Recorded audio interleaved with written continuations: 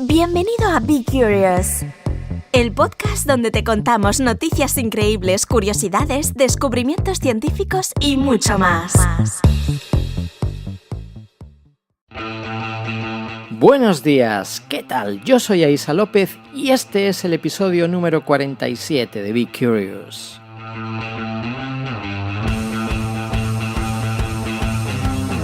¿Qué tal estáis llevando ese magnífico puente de diciembre? Espero que lo estéis pasando muy bien. Yo estoy disfrutando un montón porque estoy grabando el episodio de hoy para todos vosotros y eso me hace inmensamente feliz.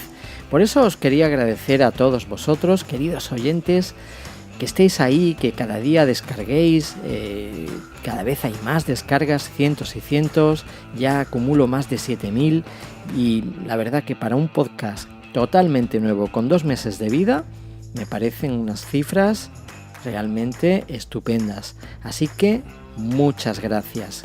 Gracias de todo corazón. Y ahora ya te dejo con los titulares de hoy. Recuerda que mañana viernes voy a descansar, creo que me lo merezco, y ya volveremos a vernos a grabar el próximo lunes. Te dejo con los titulares.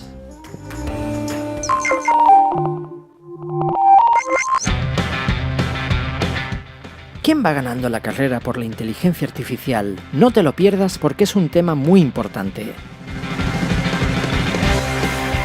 Consiguen crear un trigo genéticamente editado para que no contenga gluten. Atención, porque la adicción al móvil crea un desequilibrio en el cerebro. Y por último cierro este episodio con los robots sexuales, la nueva era de las relaciones cibernéticas. Si te interesa, sigue escuchando porque el episodio comienza ahora.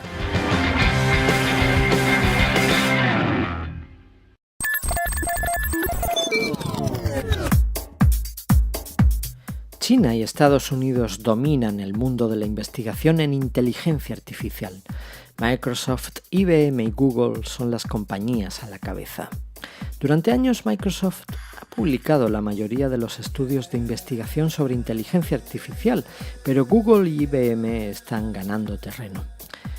IBM ha dominado hasta ahora la actividad de patentes relacionadas con la inteligencia artificial, pero Google y Facebook también están ganando terreno aquí.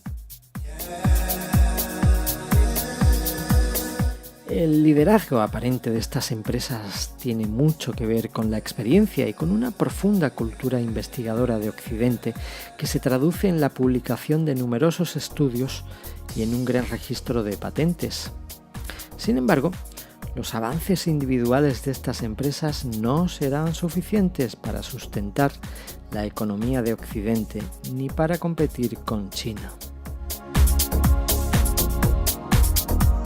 Y es que China tiene una ingente cantidad de recursos a escala nacional y no solo de empresas individuales, Y además tiene la convicción de que la tecnología avanzada, incluyendo la inteligencia artificial, y a pesar de que ahora mismo en realidad tiene pocas aplicaciones prácticas desde un punto de vista económico, será determinante para mantener el crecimiento y el desarrollo económico y social del país. En China, los líderes políticos y empresariales están apostando a que la inteligencia artificial reactivará su economía. En las últimas décadas ha sido el sector de la manufactura, junto con las reformas que han fomentado el comercio exterior y la inversión, el que ha sacado de la pobreza cientos de millones de personas en aquel país. Pero la industria manufacturera se está desacelerando y China está reorientándose hacia la tecnología avanzada, incluyendo la inteligencia artificial. Mientras tanto, en Occidente, muchos ven una amenaza en la inteligencia artificial porque reducirá los empleos, generará más pobreza y aumentará las desigualdades económicas. En China parecen creer que la inteligencia artificial puede producir justamente el efecto contrario.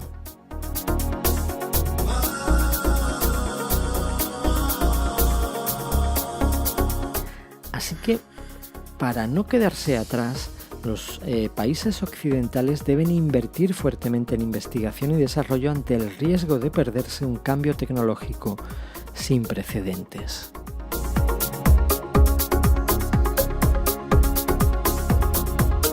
Sin duda, ¿qué te dice a ti todo esto? A mí lo que me indica es que una vez más los chinos nos están llevando la delantera. Tienen una capacidad visionaria mucho mayor que nosotros.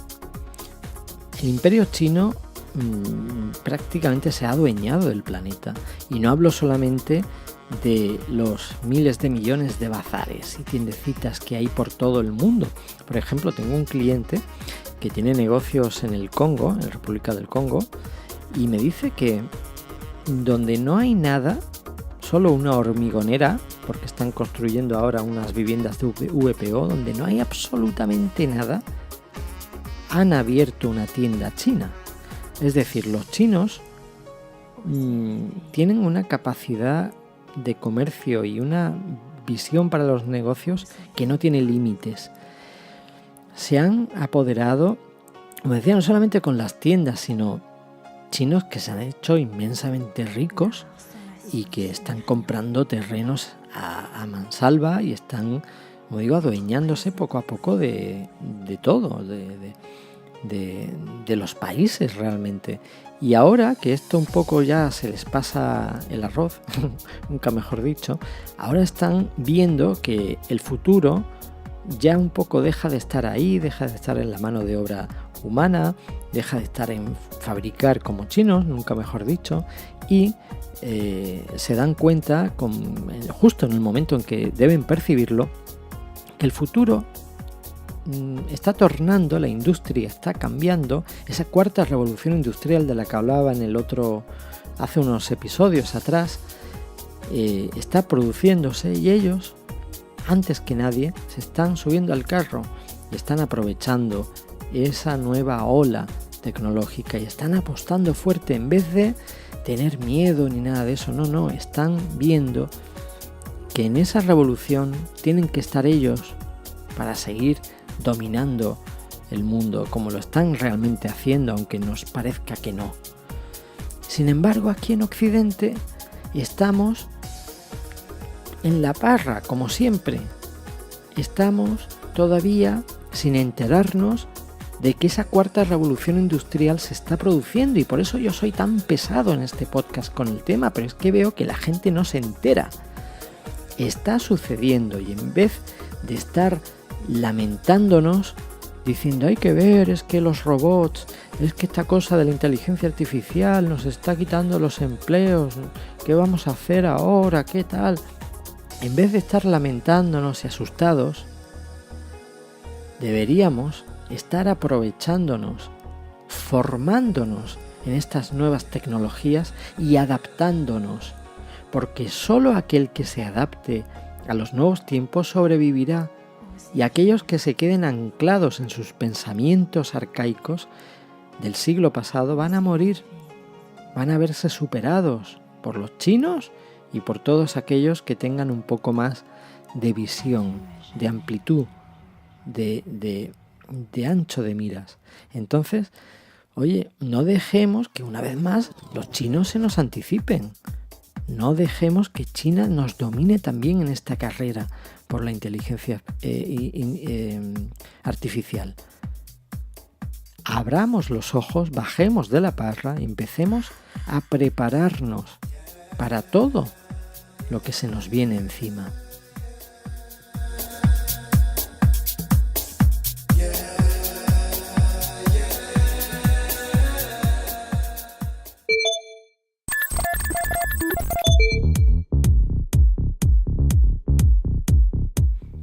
El ser humano está ya decidido desde hace muchísimo tiempo a moldearlo todo a su gusto. En este caso hablo y me refiero a la comida.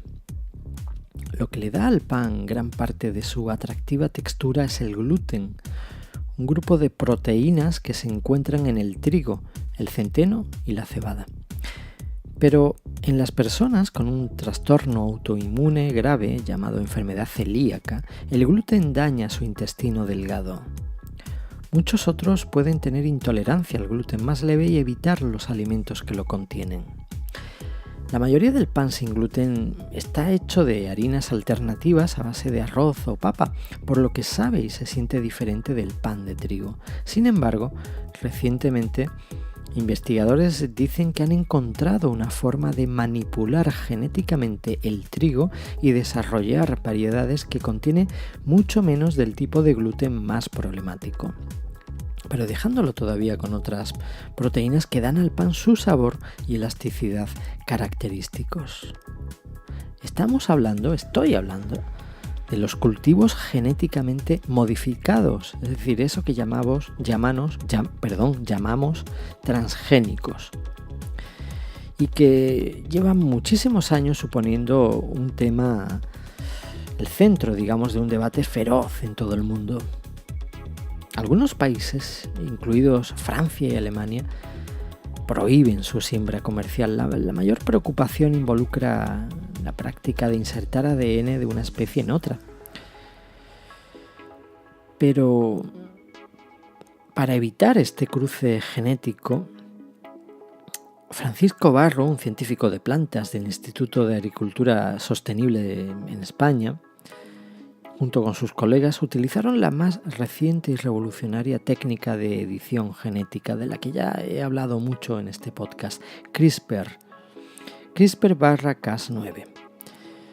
Que recordemos, CRISPR es una técnica muy innovadora y vanguardista que permite editar los genes, hacer corta y pega, como si estuviéramos editando delante del ordenador una canción de música, ¿no? Entonces podemos, una pista de música, podemos cortar aquí, decir, bueno, quitamos aquí, ponemos este tal otro efecto y tal, y vamos remodelando la cadena, solo que en este caso, en vez de ser una pista de música, es una cadena de ADN. Pues CRISPR es una técnica ultra sofisticada que permite al editor hacer justamente eso, editar a su antojo el código genético de casi cualquier cosa. En este caso, pues este señor Francisco Barro, del Instituto de Agricultura Sostenible, utiliza esta técnica de CRISPR para cortar genes seleccionados de un genoma de trigo. Su estudio se centró en las alfa-gliadinas. Son unas proteínas del gluten que se cree que son los principales alborotadores del trigo en el sistema inmune. Los investigadores diseñaron trozos de material genético que dirigían a la proteína Cas9 de tipo tijera para cortar 35 de los 45 genes de alfa-gliadina en el genoma del trigo. Cuando el trigo modificado se probó en una placa de Petri, produjo una respuesta inmune del 85% más débil, según estuvo informando el equipo en un estudio en septiembre en Plant Biotechnology Journal. Wendy Harwood, una genetista de cultivos en el centro John Innes en Inglaterra, que no formó parte del estudio, señala que el trigo editado genéticamente tiene mucho camino por recorrer antes de que pueda convertirse en algo comerciable. Dice ella que no cree que sea el final de la historia. Y dice también que este es solo un paso realmente importante para, tal vez, quién sabe, producir algo que será increíblemente útil. Para desarrollar una cepa de trigo completamente segura para pacientes celíacos, los investigadores podrían necesitar apuntar a más genes de gluten. Francisco Barro dice que su equipo ya está trabajando en ello.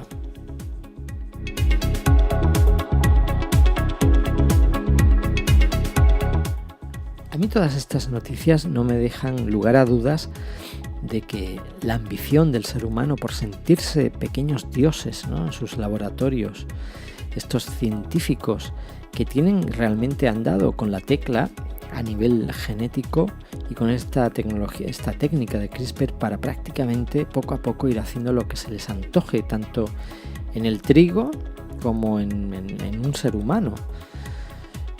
La ambición, la codicia no tiene límites. Y el ser humano es muy, muy ambicioso, muy codicioso, y también tiene un anhelo, ¿no? Tiene un ego que a veces le supera. Entonces no me cabe la menor duda de que terminarán diseñando trigo completamente seguro para celíacos y terminarán diseñando genéticamente cualquier alimento y cualquier cosa que se base en una estructura genética. Es terminar diseñando realmente la vida a nuestro antojo y nuestras necesidades, moldear lo que existe al antojo del editor genético. Sencillamente apasionante y fascinante.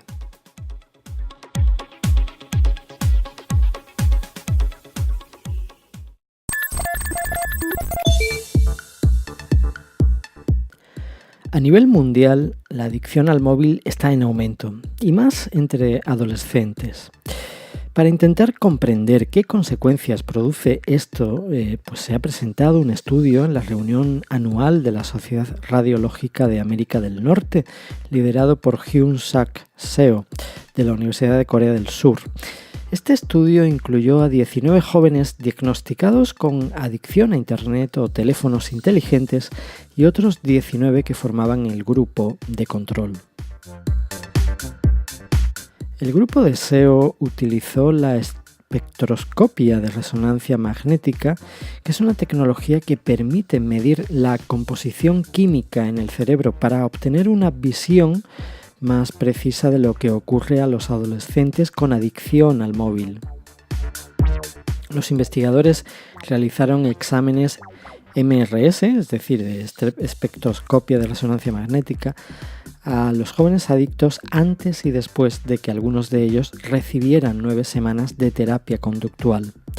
En todos los participantes se midieron los niveles de ácido gamma aminobutírico, también conocido como GABA, que es un neurotransmisor que inhibe o ralentiza las señales cerebrales, así como de glutamato-glutamina, que es un neurotransmisor que aumenta la actividad eléctrica de las neuronas.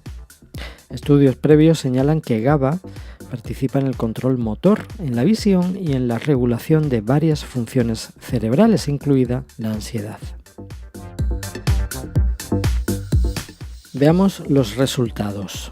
Los resultados de esta espectroscopia de resonancia magnética, como hemos dicho MRS, revelaron que en comparación con los controles sanos, la proporción de GABA a GLX aumentó significativamente en la corteza cingulada anterior de los jóvenes adictos a teléfonos inteligentes e Internet antes de la terapia. Tener demasiado GABA puede provocar una serie de efectos secundarios que incluyen somnolencia y ansiedad. La buena noticia de todo esto es que las tasas de GABA a GLX en los jóvenes adictos disminuyeron significativamente o se normalizaron después de la terapia cognitiva conductual. Después de todo este estudio, de todas estas palabras, siglas y datos tan técnicos, el resumen de todo esto es que en efecto hay una adicción que se ha podido medir con esta técnica de espectroscopia de resonancia magnética, MRS. Hay una adicción que manifiestamente produce un cambio químico incluso en el cerebro, ¿no? Es algo medible. Y es preocupante. A mí me da, no sé qué pensar cuando voy en el autobús o en el metro o estoy en algún sitio público y veo a todo el mundo que no habla entre sí, sino que están todos así, con la cabeza inclinada hacia abajo, el cuello medio jorobado, mirando la pantalla de su teléfono y todo el mundo en el metro, en el autobús, va de esa forma. Incluso parejas jóvenes, de chicos con chicas, en vez de estar, haciendo algo un poco más personal, pues está cada uno con su teléfono. Básicamente, además, siempre hacen lo mismo, que suele ser WhatsApp, Facebook, Instagram, es decir, redes sociales. Y es curioso porque me parece bastante paradójico, ¿no? O sea, cuando están en el mundo real, no interactúan entre ellos. Están aislados en su mundo digital, están aislados con su teléfono y sin embargo lo que están haciendo con el teléfono en realidad es interactuar a través de Internet con otras personas. Es decir, están mayormente no es que estén jugando, están normalmente enganchados a redes sociales, hablando por WhatsApp, hablando por Facebook Messenger o viendo fotos de sus amigos, comentándolas, poniendo corazoncitos en Instagram de otras personas que siguen. Es decir, tienen una actividad social, pero esa actividad social cada vez más, casi ya al 90%, se ha trasladado a Internet, se ha trasladado al teléfono móvil, hasta el punto de que son, no sé, creo que esto se tendría que estudiar más profundamente desde un punto de vista psicológico, porque es como si se hubieran vuelto introvertidos en el mundo real y extremadamente extrovertidos en el mundo digital. Esta es la conclusión mía personal,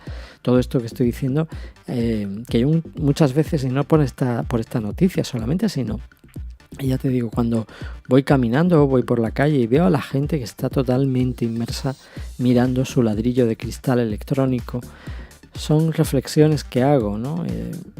A la gente no es que se haya vuelto antisocial, no es que se estén aislando, es que están conectando con las otras personas de forma diferente, tienen una actividad hipersocial, saben todo de sus amigos, hablan, pero no de cara a cara, no de viva voz, sino a través, como digo, de las redes sociales y de este tipo de plataformas de comunicación. Entonces, yo digo, ¿cómo influirá o cómo cambiará la realidad aumentada y la realidad virtual cuando ya completamente esté en la calle, se popularice por completo? ¿Influirá? Es decir, la gente preferirá ponerse algún artilugio en la cara, una especie de gafas así, es tipo muy fashion, para ver el avatar virtual de su amigo flotando a través del vidrio de las gafas. ¿Preferirá eso antes de hablar con su amigo que lleva sentado al lado del asiento de al lado del autobús o del metro? ¿O con el que pasea por la calle? ¿O con el que se ha sentado a tomar una Coca-Cola? Es muy curioso cómo la gente sigue teniendo esa actividad social, pero la ha trasladado, como digo, al mundo de lo digital, de Internet.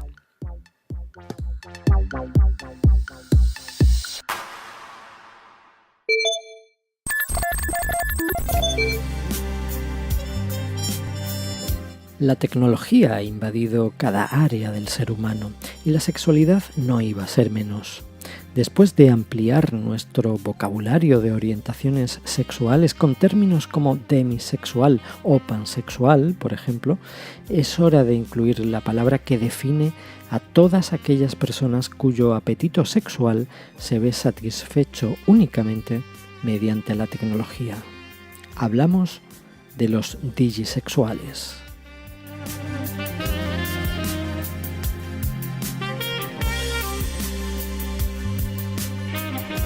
Un grupo de investigadores de la Universidad de Manitoba en Canadá argumenta en un artículo publicado por la revista Journal of Sexual and Relationship Therapy el ascenso de esta nueva tendencia sexual.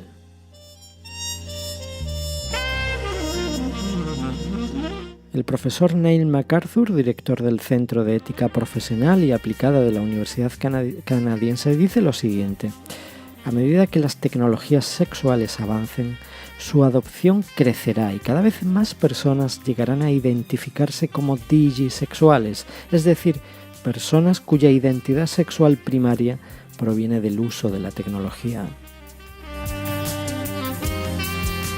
Según se detalla en este artículo, las personas formarán una intensa conexión con sus compañeros robots, que estarán hechos a medida para satisfacer los deseos de las personas y podrán hacer cosas imposibles de realizar para otros humanos.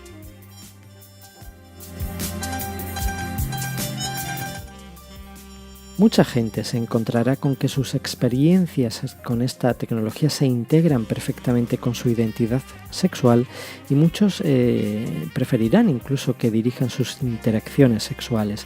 No hay duda de que los sexbots están muy cerca.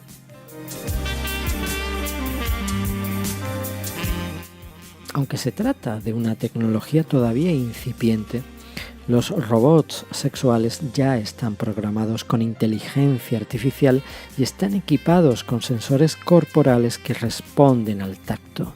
Incluso se pueden personalizar para que se parezcan a la persona deseada, un ex o un amor platónico.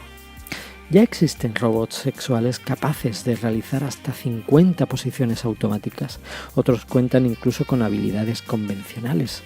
Además, se espera que, entrada la década de 2020, los robots sexuales ya puedan adquirir habilidades de paseo para ser incluidos como acompañantes en eventos sociales. En abril de 2017, un ingeniero chino de inteligencia artificial llamado Shen Jiajia, de 31 años, se casó con un robot que él mismo construyó después de no haber encontrado una esposa humana.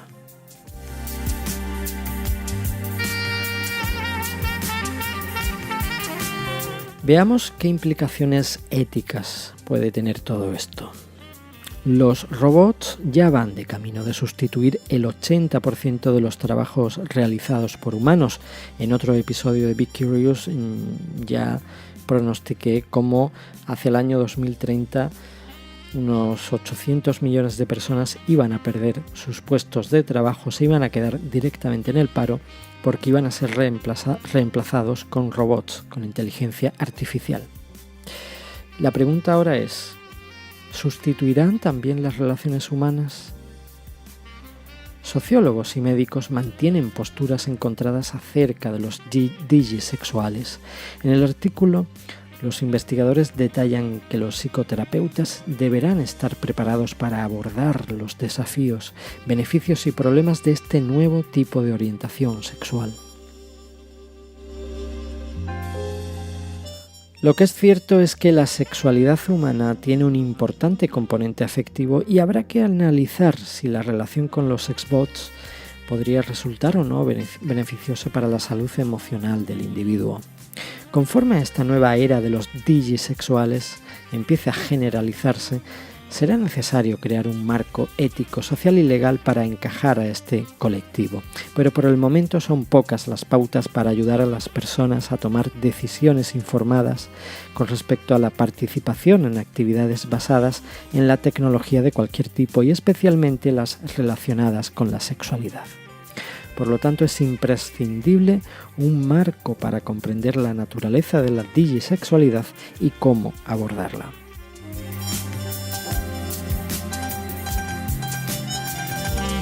Si hablábamos antes de la adicción al móvil y cómo esa adicción estaba influyendo químicamente en el cerebro y cómo la gente prefería relacionarse a través del móvil antes de hacerlo en persona, ahora ya vemos cómo empieza a florecer esta nueva corriente de digisexuales, ¿no? Yo uno todos estos puntos, son las reflexiones que hago personalmente y veo que la sociedad, la gente está cambiando de una forma muy significativa y puede que todo esto cree un punto de inflexión en la historia de la humanidad, ¿no? Es decir, gente que automáticamente está sustituyendo sus hábitos habituales, sociales y ahora también sexuales, los está trasladando o bien a medios digitales, virtuales, o bien directamente a máquinas. Es decir, sea como fuere, el caso es que la gente prefiere la interacción con un dispositivo electrónico, ya sea para hablar, tomar un cibercafé o para tener sexo. Todo eso parece adaptarse o adecuarse mejor a los intereses o a la satisfacción o al placer de la persona. Y creo que sí, que estamos en un momento muy crítico e importante de la historia del ser humano.